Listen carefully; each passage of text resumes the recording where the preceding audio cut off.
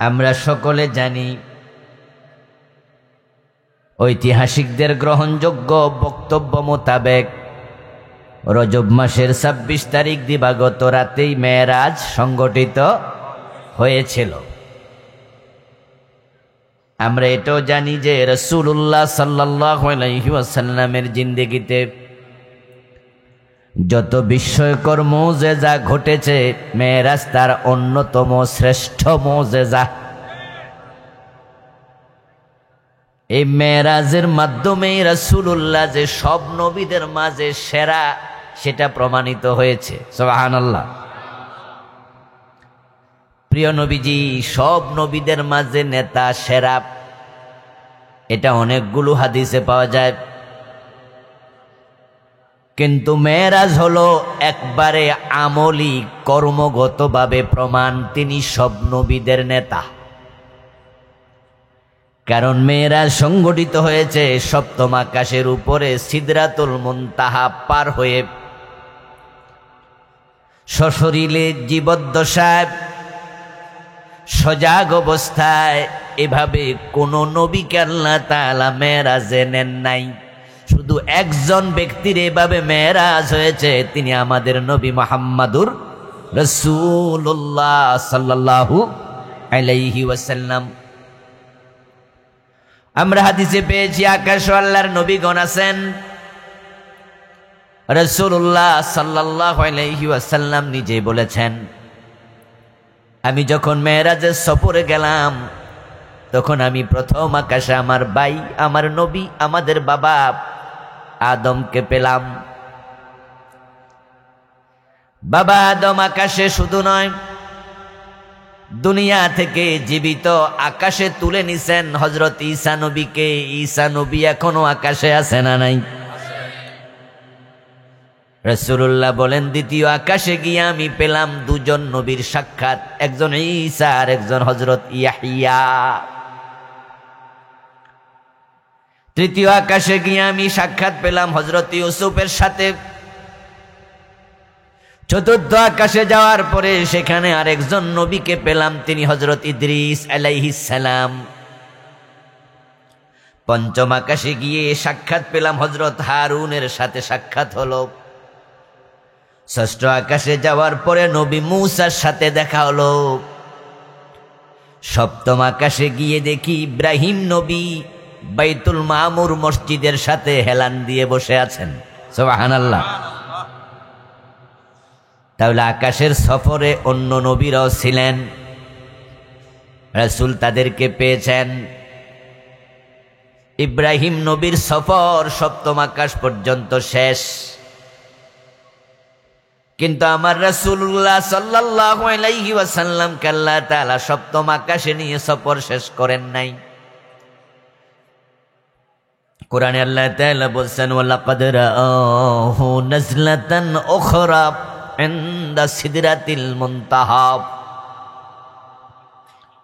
আমার প্রিয় নবী মেরাজের সফরে সিদরাতুল মুনতাহার কাছে জিবরিল আমিনকে তার সুরতে নিজস্ব আকৃতিতে আরেকবার দেখেছে। এই আয়াত প্রমাণ করে রাসূলের সফর সিদরাতুল মুনতাহার মাঝেও ছিল।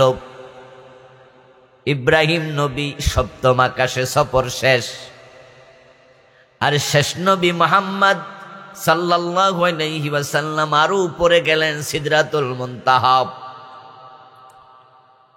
প্রিয় নবীজি সাল্লাল্লাহু আলাইহি ওয়াসাল্লাম আরো বলেন, সিদরাতুল মুনতাহার পরে আমি এমন এক জায়গায় উপনীত হলাম, যেখানে যাওয়ার পরে আমার কানের মাঝে কাগজ দিয়ে কলমে লিখতেছে এমন খসখস আওয়াজ ঢুকলো। ওই জায়গার নাম হচ্ছে মাকামু শরীফিল আকলাম। ওখানে যাওয়ার পরে আমি জিবরিল রে প্রশ্ন করলাম, আমার কানে কিসের আওয়াজ আসছে? জিবরিল আমিন জবাব দেন, হে নবী, এটা হলো ফেরেশতারা আল্লাহর নির্দেশে তার বান্দাদের তাকদীর লিখছে, সে তাকদীর লিখার আওয়াজ।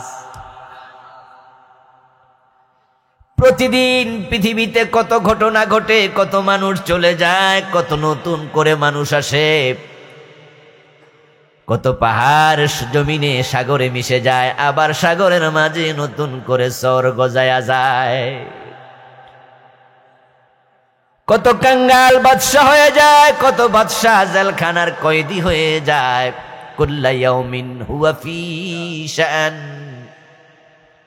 আল্লাহ তাআলা অলওয়েজ এভরি মুভমেন্ট তিনি কর্মরত, তার নির্দেশ বাস্তবায়ন হচ্ছে, ফেরেশতারা সেগুলো লিখতেছে। ওয়া কুল্লা শাইইন আহসাইনাহু কিতাবা। ফেরেশতারা মানুষের আমলগুলো লেখে, সব কিছু আসমানে সিদ্ধান্ত হয়। এই যে আমরা মরে যাই, মৃত্যুর ফয়সালা জমিনে হয় না আসমানে। ইয়ামহুল্লাহু মা ইয়াশাউ ওয়া ইউসবিত ওয়া ইনদাহু উম্মুল কিতাব। তাকদীর আমাদের জন্মের আগে, পৃথিবী সৃষ্টি করার আগেই আল্লাহ লিখেছেন। হাদিসে পাওয়া যায় পৃথিবীকে সৃষ্টি করার 50,000 বছর পূর্বে আল্লাহ মানুষের তাকদীর লিখেছেন। তাহলে মেরাজের রাতে রাসূল আবার কি শোনে, তাকদীর আবার লিখে নতুন করে, মানে কি? এর মানে হলো ওটা আল্লাহ তাআলা মূল লিখেছেন, জিস লিখেছেন, সারমর্ম লিখেছেন, পরবর্তীতে ব্যাখ্যা লিখেন, বিস্তারিত লেখেন।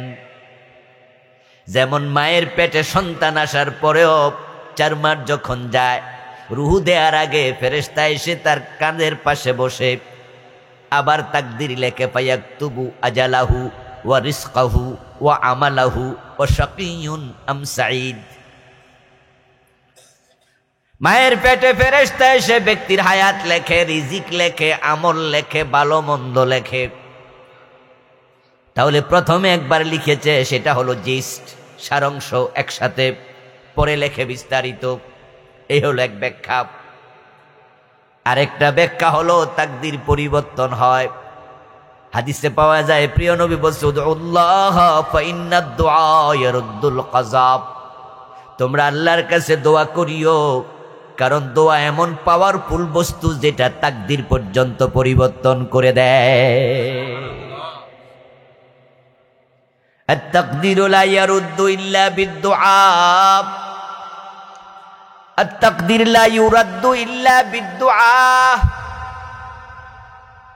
এজন্য তো আমরা অসুস্থ হলে হুজুরদের কাছে যাই, আমরা অসুস্থ হলে নামাজে দাঁড়ায়া যাই, সেজদায় পড়ে যাই।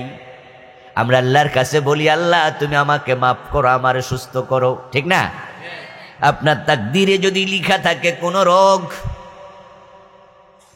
তো আপনি তো বলেন না তাকদীরে যেহেতু আছে থাকুক, বরং আপনি বলেন যে আল্লাহ যে রোগ তুমি দিছো এটা তো তাকদীরে ছিল, এসেছে, তবে তোমার কাছে দোয়া করি তুমি রোগটা ভালো করে দাও। এর কারণ হলো তাকদীর যিনি লিখেছেন পরিবর্তন করার ক্ষমতা তার আছে না নাই? কুল্লা ইয়াউমিন হুয়া ফি শান। ও নবী, আপনার কানের মাঝে খসখস করে যে কাগজে লিখা কলমের আওয়াজ আসছে, এটা হলো বান্দাদের তাকদীর লিখার আওয়াজ। তাহলে প্রিয় নবীজির সফর 7ম আকাশে গিয়ে থামে নাই। সিদরাতুল মুনতাহা, তারপরে মাকামে শরীফুল আকলাম। আল্লাহ সবার উপরে নবীকে নিয়ে প্রমাণ করলেন, আমার নবীর সম্মান সব নবীদের চেয়ে বেশি। আজকে সে মেরাজের রাত। তো আমরা চাচ্ছি আজকে এই মেরাজ নিয়ে কিছু তাত্ত্বিক আলোচনা করব। মেরাজের ঘটনা আপনারা অনেক শুনেছেন, শুনবেনও। আমি ঘটনা নিয়ে কথা বলবো না, মেরাজ নিয়ে কিছু মৌলিক তাত্ত্বিক কথা বলবো। মেরাজ নিয়ে আমাদের কনসেপ্ট ক্লিয়ার থাকা দরকার আছে না নাই? এই মেরাজকে কেন্দ্র করে আল্লাহ তাআলা পবিত্র কোরআন মাজিদে একটি সূরার নাম রেখেছেন সূরাতুল ইসরা। আল্লাহ তাআলা চান তার বান্দারা এই সূরা পড়ুক এবং রাসূলের জীবনে ঘটে যাওয়া মেরাজ সম্পর্কে আলোচনা করতে থাকুক। মেরাজ কেন্দ্রিক আলোচনা পবিত্র কোরআনে এসেছে ইসরা নাম দিয়ে। মেরাজের একটি অংশ হলো ইসরা।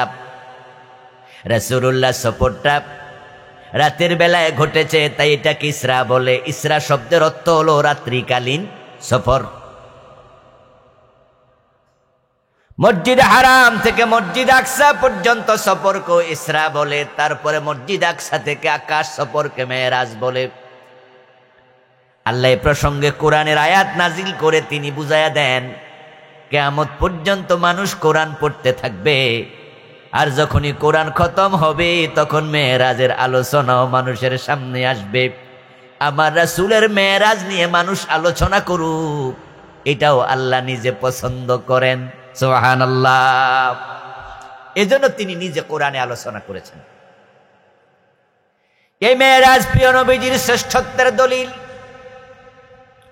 রাসূলুল্লাহ সাল্লাল্লাহু আলাইহি ওয়াসাল্লাম বলেন, মসজিদ আকসাতে আমি যখন পৌঁছলাম তখন গিয়ে দেখি সেখানে আল্লাহর যত নবী দুনিয়া আসছে আদম থেকে ঈসা পর্যন্ত সব নবী হাজির।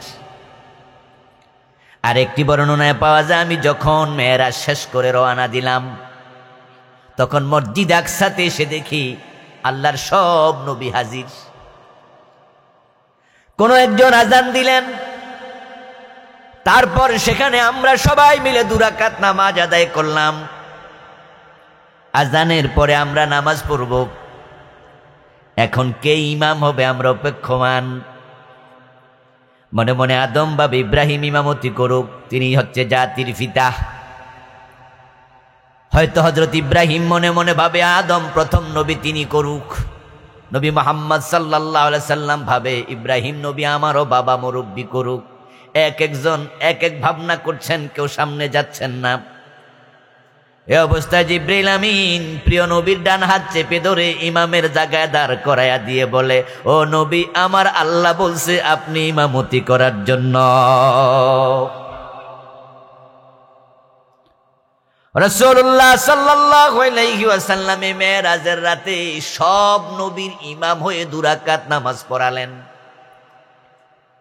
এতে ডিরেক্ট কর্মগতভাবে আমলীভাবে প্রমাণ হলো আমার নবী আবু বকর, ওমর, ওসমানের শুধু ইমাম না, তিনি ইমামুল মুরসালিন, সব নবীদেরও ইমাম।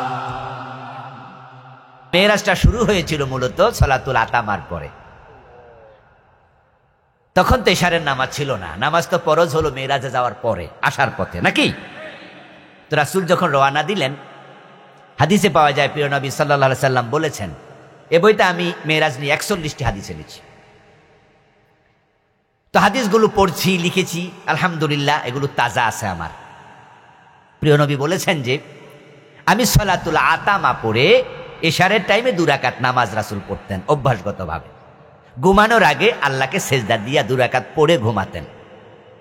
ওই টাইমটাকে বলা তো সালাতুল আতামার টাইম, ইশারের টাইম যেমন আমরা বলি। প্রিয় নবীজি বলেন যে আমি আমার স্বাস্থ্য বোন উম্মে হানির ঘরে ঘুমাইছি। সালাতুল আতামার পরে ঘুমালাম। তারপর জিবরিল আমিন 2জন ফেরেশতা সাথে নিয়ে আসলো। আনা বাইনাল আন-নাওমি ওয়াল ইয়াকজা। আমি খুব ঘুমের ঘোরে বিভোর নই, আবার আমার চক্ষু দুটা খোলা নয়। আমি সজাগও না, আবার আমি ঘুমে বিভোরও না, এর মাঝামাঝি অবস্থায় আমি টের পাচ্ছিলাম জিবরিল আমিন এসে 2জন ফেরেশতা নিয়া আমাকে একবারে বিছানা থেকে এইভাবে তোলা দিয়া নিয়া হাতিমে কাবায় শোয়া দিছে। হাতিমে কাবা শোয়া জিবরিল আমিন আমার একবারে কণ্ঠনালী থেকে শুরু করে নাভি পর্যন্ত পুরাটা কাইটা ফেলল, আমার কলবটা বের করল, জমজমের পানি একটি স্বর্ণের পাত্রে রেখে আমার কলবটা ভালো করে ধুয়ে মুছে পরিষ্কার করে দিল। মুহাদ্দিসগণ বলেন মানবীয় যত দুর্বলতা ছিল, হ্যাক, হাসাদ, ক্রোধ, গজব, এগুলো আল্লাহর হাবিব একজন মানুষ হিসাবে উনারও মেজাজ থাকতে পারে, ক্রোধ থাকতে পারে, মানুষ হিসাবে উনার অন্তরেও অন্যান্য মানুষের মতো মানবিক যে গুণগুলো আছে থাকতে পারে।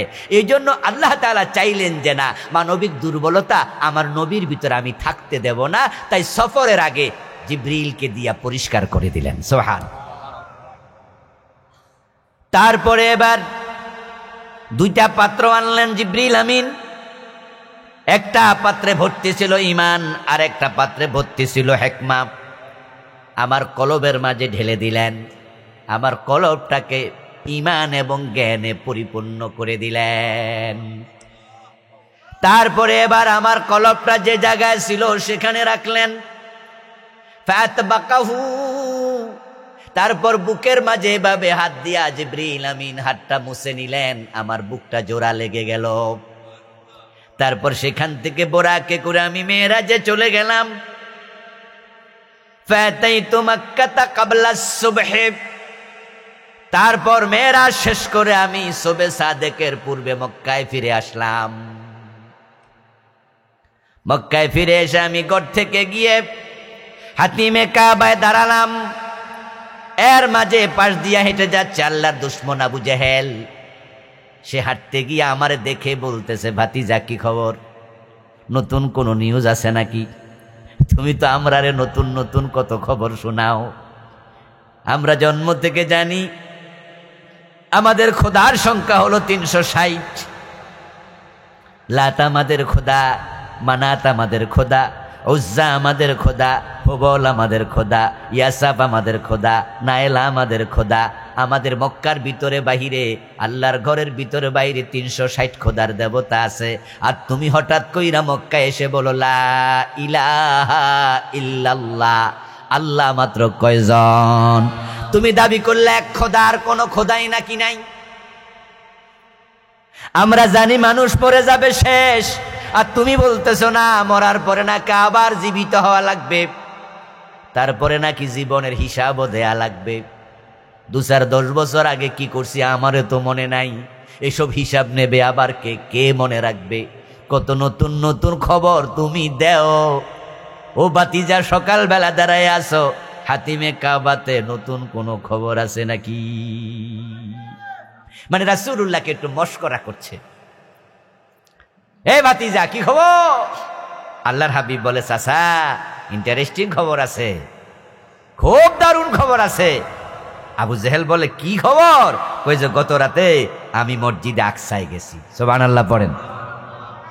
তারপরে সেখান থেকে আকাশ, সেখান থেকে সিদরাতুল মুনতাহা, তারপরে জান্নাত, জাহান্নাম, জাবারুত, মালাকুত।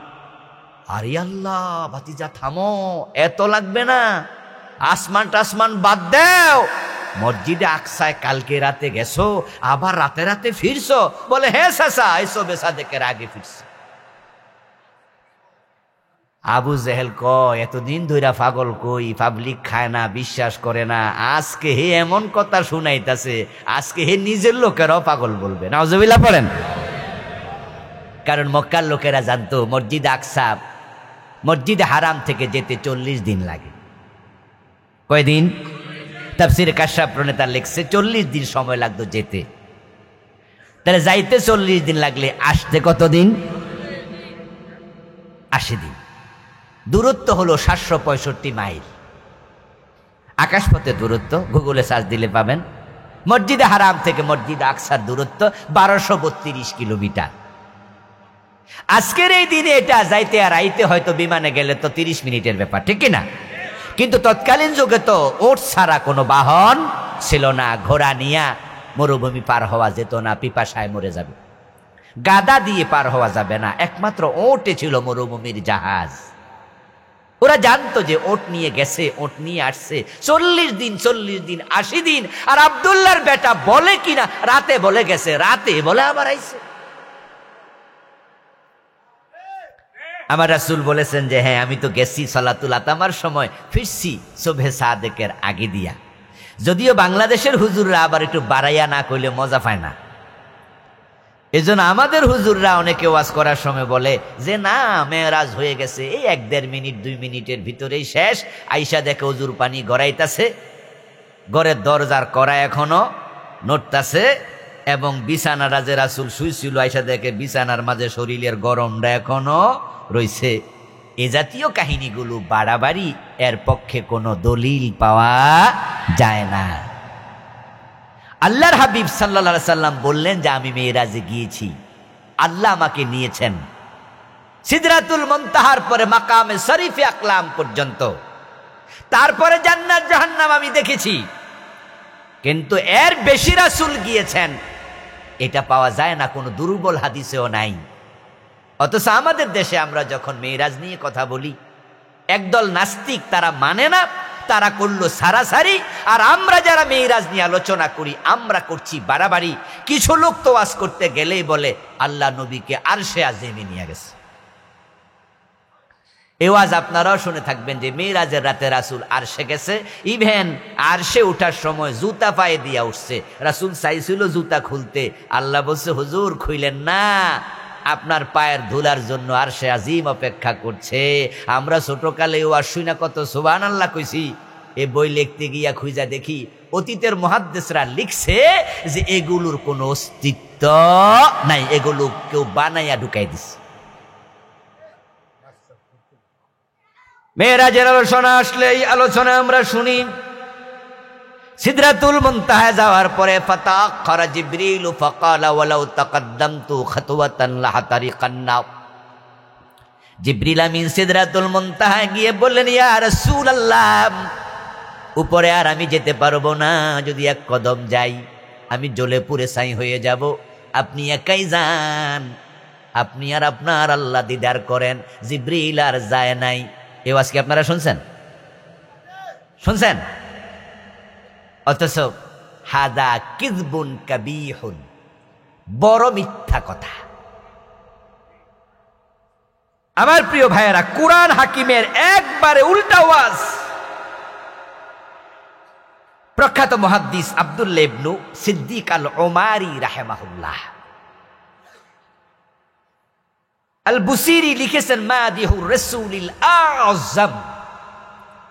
প্রচলিত জাল হাদিস লিখেছেন মাওলানা আব্দুল মালিক, কওমি ঘরানার বাংলাদেশের সবচেয়ে বড় হাদিস বিশারদ। আমাদের আলিয়াতে বাংলাদেশের সবচেয়ে আলিয়া ঘরানার হাদিস বিশারদ ছিলেন ডক্টর আব্দুল্লাহ জাহাঙ্গীর রাহিমাহুল্লাহ। নাম শুনেছেন? উনি মারা গেছেন, গাড়ি অ্যাক্সিডেন্ট করে মারা গেছেন ডক্টর আব্দুল্লাহ জাহাঙ্গীর। আল্লাহ হুজুরের কবরকে, স্যারের কবরকে জান্নাতের উচ্চ মাকামে পরিণত করো, বলেন আমিন। স্যারকে আল্লাহ তুমি ক্ষমা করে দাও, আল্লাহ স্যারের কবরকে জান্নাতের টুকরা বানায়া দাও, বলেন আমিন। আর কওমি ঘরানার আলেম, বর্তমানে তিনি বেঁচে আছেন, ঢাকাতেই থাকেন, বিশাল এক মার্কাজ খুলেছেন মাওলানা আব্দুল মালিক। উনার বইয়ের নাম প্রচলিত জাল হাদিস। ওই বইয়ের 181 নম্বর পৃষ্ঠায়, এবং আল বুসিরি তার বই মাদিহুর রাসূলিল আযম, ওটার 72 নম্বর পৃষ্ঠায় এই কথাটা আনছে যে ওয়া মিনাল গুলুইল মাযমুম, একবারে নিকৃষ্টতম বাড়াবাড়ি। জামুহুম আন্নান নাবিয়্যা সাল্লাল্লাহু আলাইহি ওয়াসাল্লাম লাম্মা বালাগা সিদরাতাল মুনতাহা তাআখারা জিবরিল ওয়া ক্বালা লাউ তাকাদ্দামতু খাতওয়াতান লাহাতারিকান্না। হাযা কিযবুন কাবীহ ওয়াল ওয়াকি' আন্না জিবরিল আলাইহিস সালাম লাম ইউফারিকিন নাবিয়্যা সাল্লাল্লাহু আলাইহি ওয়াসাল্লাম তিলকাল লাইলা লাহাজাতান ওয়াহিদাতান ওয়া কানা মা'হু ফি সিদরাতিল মুনতাহা ওয়া ফি গায়রিহা। আলেম ওলামারা অনুবাদ না করলেও বুঝতেন, কিন্তু যেহেতু এখানে জেনারেল ভাইয়েরা আছেন, অনুবাদটা পড়ি।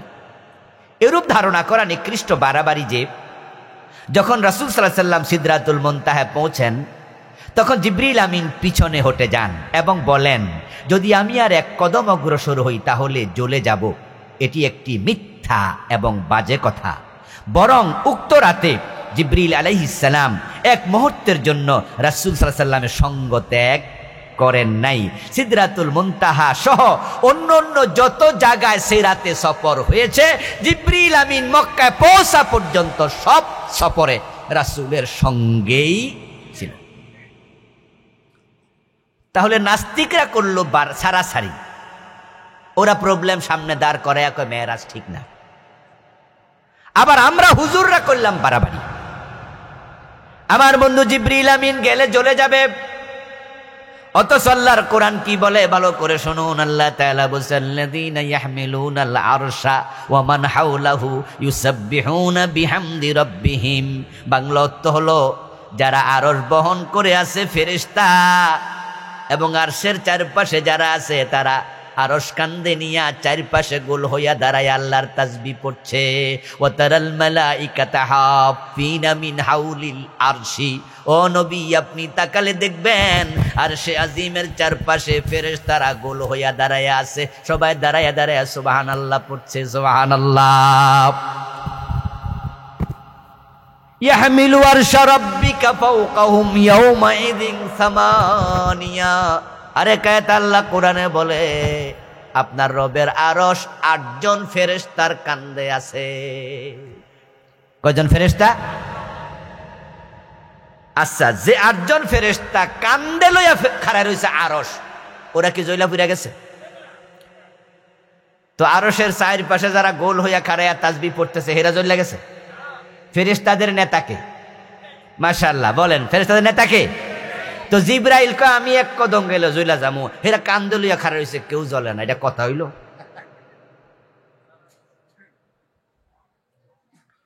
মেরাজের ব্যাপারে আরো অনেক উদ্ভট আলোচনা আছে।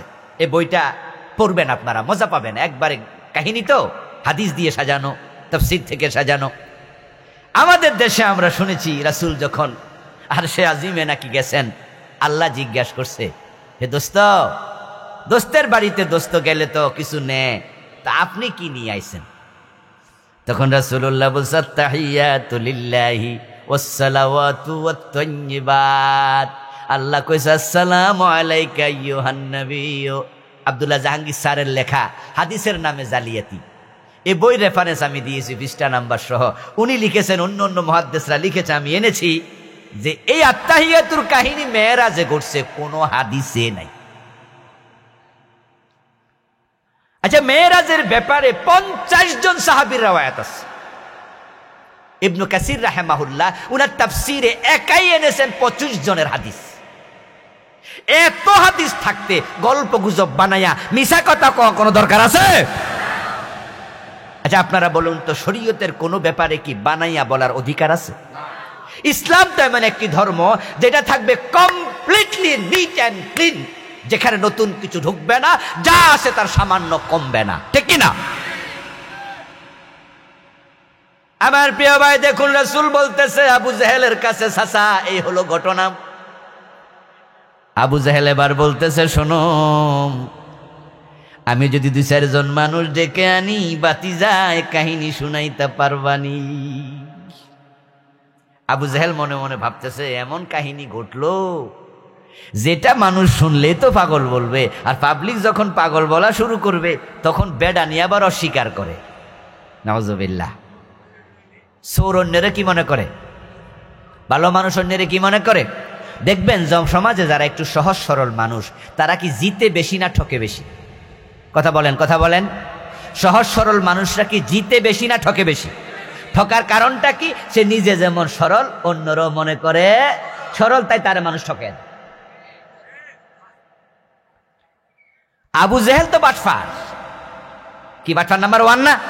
হে মনে মনে ভাবতেছে, হে যেমন ফিরাজা কথা কই, আর রাসূল মনে ফিরা যাবে। তাই সে বলতেছে, বাতিজা আমি 2-4 জন মানুষ ডাকি। রাসূলুল্লাহ কই, চাচা কেন? এই যে কাহিনীটা কইছে এটা শুনাইবা? আল্লাহর হাবিব বলে, কেন নয়, ডাকুন। নেতা মানুষ অনেক লোকের ডাকছে। আল্লাহর হাবিব বলতেছেন, এবার তোমরা সবাই শোনো, গত রাতে এই ঘটনা ঘটলো। লোকেরা হাততালি দেয়া শুরু করলো, অট্টহাসি দেয়া শুরু করলো, এক একজন এক এক মন্তব্য করে। আবু জেহেল কয়, তোমরা থামো, আবু বকরকে ডাকো। এই বেডারে আমরা আজ পর্যন্ত বুঝাইতে পারি নাই, আজকে হেও বুঝুক। একজনরে পাঠাইছে, ও বেটা দৌড়ে গেছে, আবু বকর সিদ্দিক রাদিয়াল্লাহু তাআলা আনহুকে ডাকলো। শোনো শোনো আবু বকর, তোমার নবী আজকে এমন কাহিনী কইতাছে যেটা শুনলে তুমিও যে কি কও আল্লাহ জানে। কি হইছে? আরে আমি কমু না, তোমার কানে শোনো, চলো।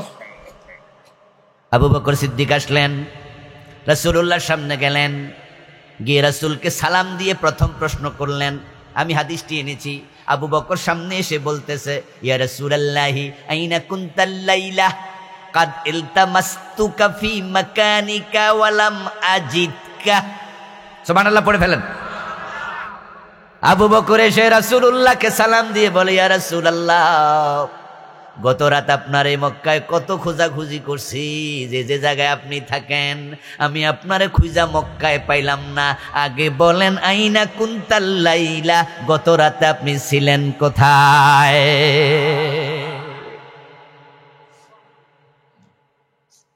আবু জাহেল তো কয়, কি রে ফ্যাশন লেগে যাইতেছে।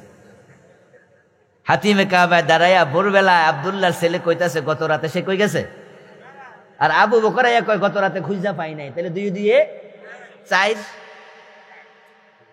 আল্লাহর হাবিব বলছে আবু বকর গত রাতে মক্কায় কেমনে খুঁজে পাবে, আমি তো মক্কাতে ছিলাম না, আমার আল্লাহ আমারে মেরাজে নিছে। সুবহানাল্লাযী আসরা বিআবদিহি লাইলাম মিনাল মাসজিদিল হারাম ইলাল মাসজিদিল আকসা। রাসূলুল্লাহ তেলাওয়াত করে আয়াত শোনায়, সফরের কাহিনী শোনায়। আবু বকর মনোযোগ দিয়ে শুনল। আল্লাহর হাবিব যখন কিছু কাহিনী বললেন, শেষ করলেন, লোকজন এবার তাকায় আছে, দেখি আবু বকর কি কয়। আবু বকর সিদ্দিক প্রিয় নবী থামার সাথে সাথে বললেন সাদাকতা ইয়া রাসূলুল্লাহ, আল্লাহর রাসূল আপনি যা বলেছেন সব সত্য, সব সত্য, সব সত্য। আবু জাহেল কয় বাতিজা তোমার কি এই জন্য ডেকে আনছিলাম? এই কথা কওয়ার লাইগা বাড়িতে ডেকে আনছি? আচ্ছা তুমি যে কইলা সব সত্য, আশ্চর্য, তুমি কি জানো না এখান থেকে 40 দিন লাগে যাইতে? আচ্ছা আমরা মসজিদে আকসায় গেছি, সিরিয়া গেছি, দামেস্কে গেছি, আমরা মসজিদে আকসায় ফিলিস্তিনে গেছি, এখানে তো আমরা অনেকে ব্যবসা বাণিজ্য করি, আমরা তো দেশ সফর করি, তুমিও তো করো, এক রাইতে কেমনে গেল আর আইলো? তুমি যে একবার ঠাস করে কয়ে লাইলা সব সত্য, আচ্ছা কেমনে কি তুমি একটু বুঝো।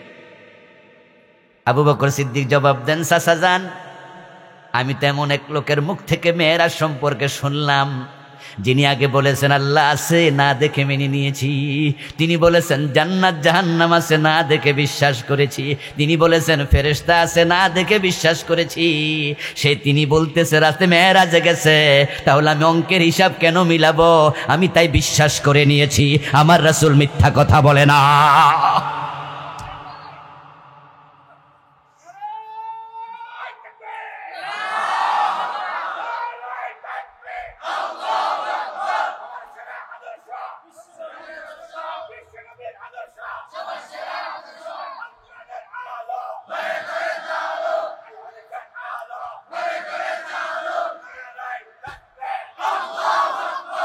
আমার বন্ধু প্রথম পর্বে আবু জেহেল ফাঁস না ফেল, কি চাইছিল ফাঁস করতে? দরাটা খাইল আবু বকরের কাছে। আবু বকর এমন সুন্দর করে গোছায়া গাছায়া মারছে পুরা গোল। আবু জেহেল লজ্জা পেয়ে গেল, কিন্তু আবু জেহেলের দলের মাঝে সেখানে একটা বান্দর টাইপের লোক ছিল, বড় ধূর্ত, তার নাম ছিল মুতঈম ইবনে আদি। কি নাম? মুতঈম। এটা কাফের, হের নাম মুখস্থ না করলেও কিচ্ছু আসা যায় না, সাহাবী হইলে মুখস্থ করাই দিতাম। মুতঈম ইবনে আদি দেখলো তাদের নেতা আবু জেহেল ধরাশয়ী হয়ে গেল। আজকে মুহাম্মাদুর রাসূলুল্লাহ সাল্লাল্লাহু আলাইহি সাল্লামকে পাগল বানাইতে চাইছিলাম, পারলাম না রে। তাই সে এবার সবাইকে কয় থামো থামো, যদি গত রাতে বাতিজা মুহাম্মদ ইবনে আব্দুল্লাহ মসজিদ আকসায় যায় তাহলে আমার কিছু কথা আছে তার সাথে। আবু জেহেল দেখলো যে বড় চালাক লোক, সে নিশ্চয়ই এমন কোন কথা কইব এটা থেকে মুহাম্মদ আজকে আর বাঁচতে পারবে না। এই সবাই থামো, সবাই থামো, মুতিম কথা বলুক, মুতিম কথা বলুক। মুতঈম ইবনে আদি এবার বলতেছে মসজিদ আকসায় তো আমরাও গেছি, হয়তো কেউ 2 মাস আগে, কেউ 6 মাস আগে, কেউ 2 বছর আগে, কিন্তু বাতিজা তুমি গেছো গত রাতে, তাহলে মসজিদ আকসার ব্যাপারে তোমার এলেম খুব তাজা। যদি গত রাতে গিয়ে থাকো বলো তো মসজিদ আকসার দরজা জানালা কয়টা? قال النبي صلى الله عليه وسلم سألوني عن أشياء ولم أثبت عليه। তারা আমারে এমন প্রশ্ন করলো যার উত্তর আমার জানা নাই। ফাকুরিবতু কুরবাতান ফাকারিবতু কারবাতান, এমন বিপদে পড়লাম মা কারিবতু মিসলাহু কাত্তু, এরকম বিপদে আমি জীবনে কোনোদিন পড়ি নাই। কারণ আমি যদি বলি দরজা জানালা কয়টা জানি না, তার হাততালি দিয়ে বলবে যাওও নাই, জানবা কেমনে? কথা বোঝেন নাই? মানে ওই বেটা মতিম তো চাইছে রাসূলের মুখ দিয়ে এই কথাটাই বাইর। এই যে আজকের মাহফিলে সভাপতি সাহেব সভাপতিত্ব করতেছে, আগামীকাল উনি উনার বের বাড়িতে বেড়াইতে যাবে, বেড়াইতে গিয়া গল্প করতে গিয়া বলল যে বেই সাহেব, কালকে আমাদের গ্রামে মাহফিল হয়েছে, সভাপতি কিন্তু আমি ছিলাম। ওই ব্যয় যদি কয়েক শাসছে কাম, আমনে সভাপতি কোন কি এলাকায় কি আর মেম্বার চেয়ারম্যান বড় বড় কেউ নাই নাকি? উনি বলে, আরে মিয়া আমি কি ছোট নাকি? আচ্ছা ঠিক আছে, আপনি যদি বড় হন সভাপতি হন, বরং তো মাহফিল প্যান্ডেলের লাইট আসিল কয়টা? আচ্ছা সভাপতি কি লাইট গনছে? এটা উনার কাম। আচ্ছা ব্যয় যদি এ প্রশ্ন করে, এইটা ঠেকানোর জন্য করে নাই?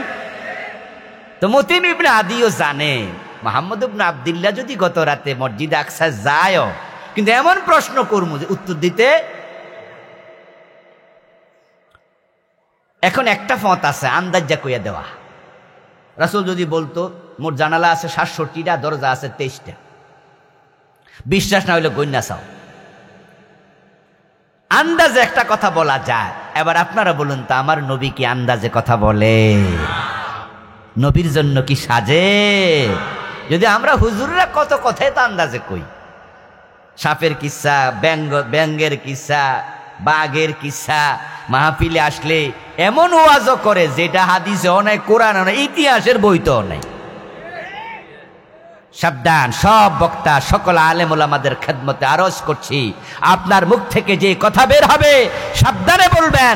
প্রতিটি কথার হিসাব আল্লাহর কাছে আখেরাতে দিতে হবে। মা ইয়ালফিজু মিন কাউলিন ইল্লা লাদাইহি রাকিবুন আতীদ। ইসলামের নামে বিশেষ করে বানিয়ে কোনো কথা বলা যাবে না। আমার রাসূল তো বানিয়ে কথা বলতেন না।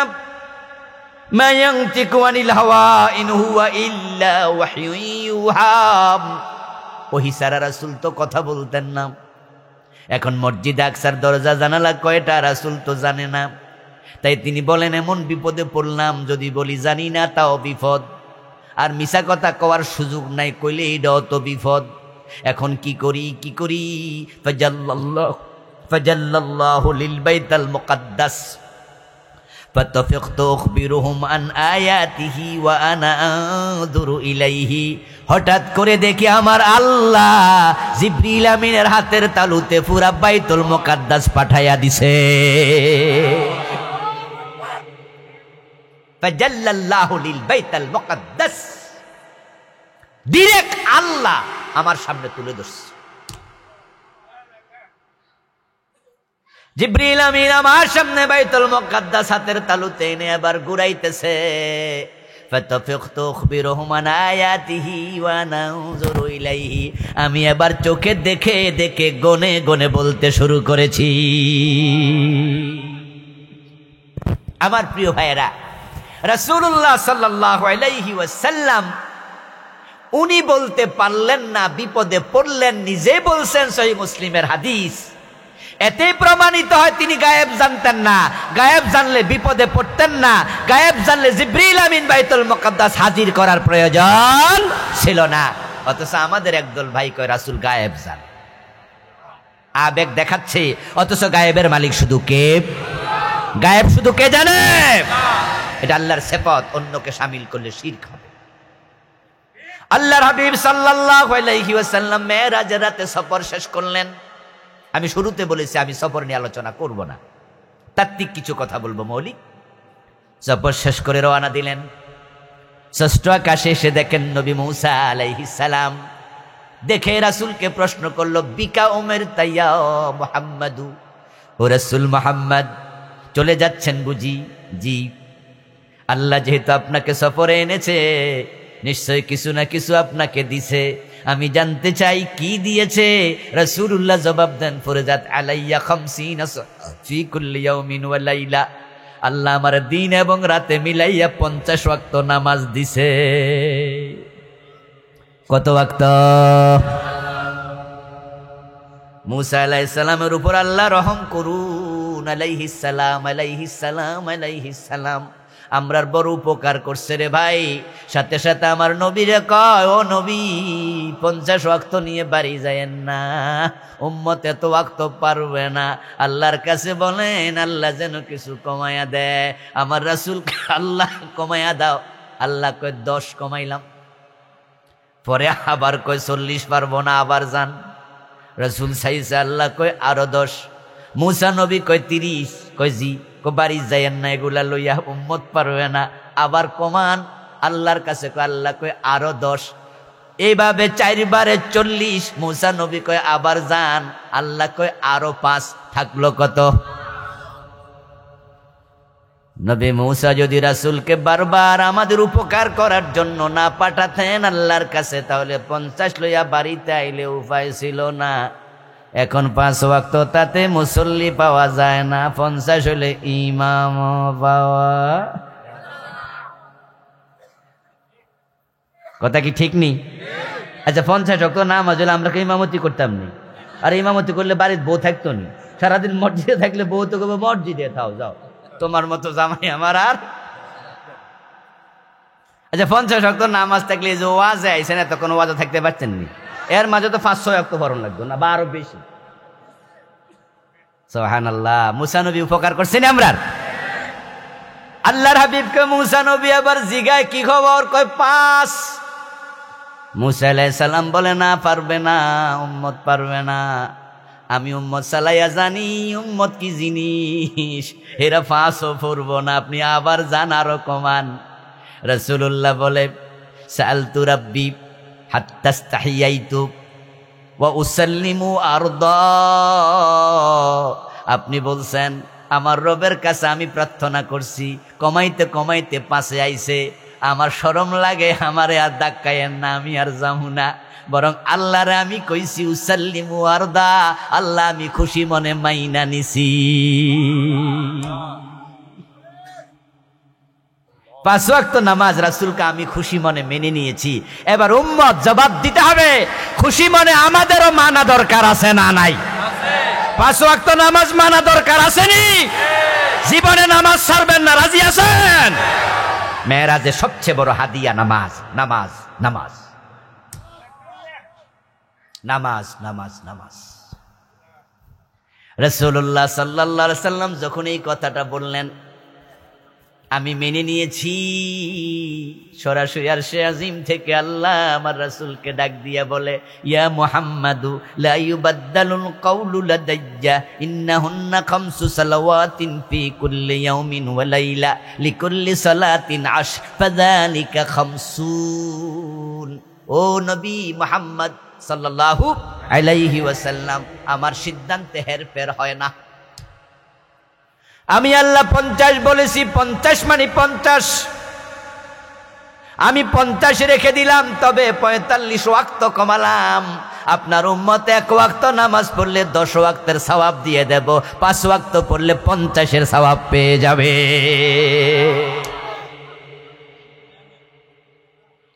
আল্লাহর সাথে রাসূলের যে কথা হলো, ওই হাদিস তার প্রমাণ।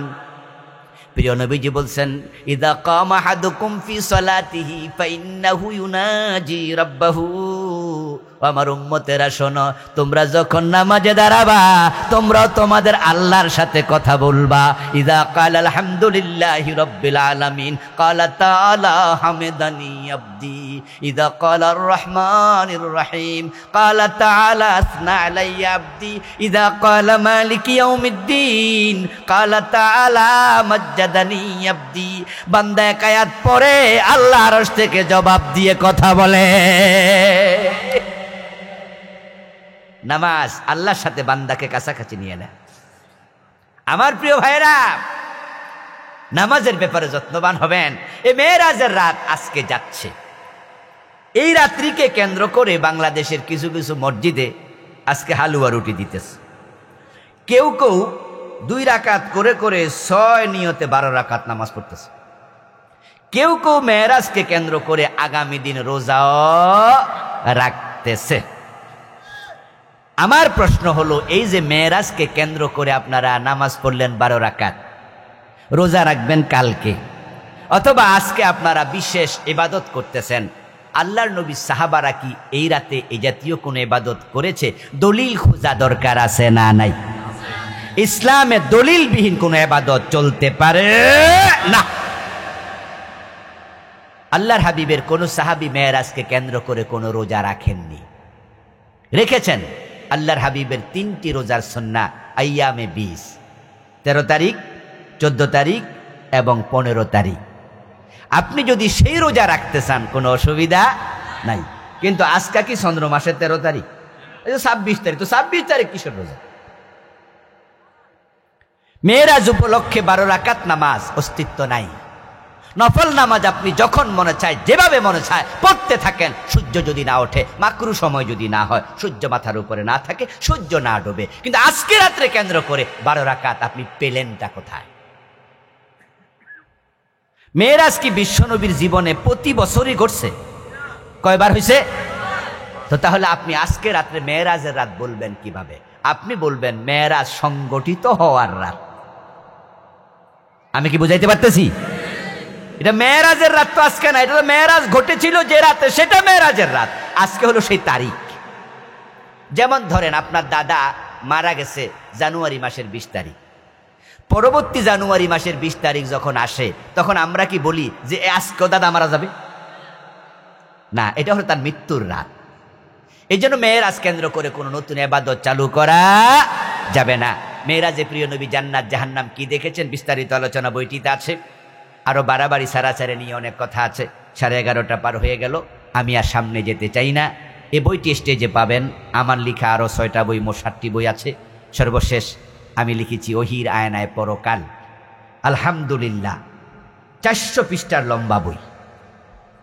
এটাতে 550 হাদিস আমি আখেরাত নিয়ে এনেছি, 500 আয়াত এনেছি। একবারে আয়নার মতো আখেরাতকে মৃত্যু থেকে জান্নাত জাহান্নাম পর্যন্ত তুলে ধরেছি। শিরিক নিয়ে আছে, বেদাত নিয়ে আছে, ব্যক্তি জীবন নিয়ে আছে, পারিবারিক জীবন নিয়ে আছে, কুফর নিয়ে আছে।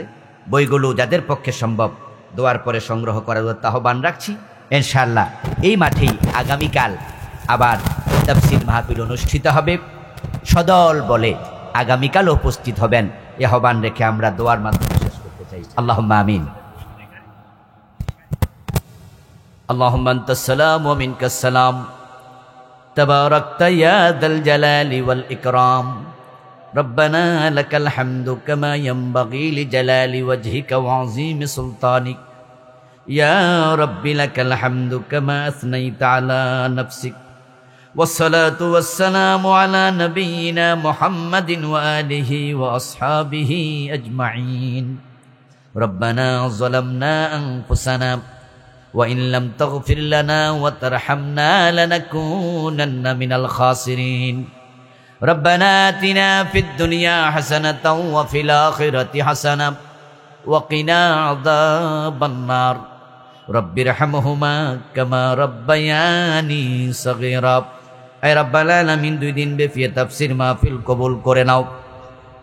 আমরা যারা এসেছি আমাদের জীবনের গুনাহগুলো মাফ করে দাও।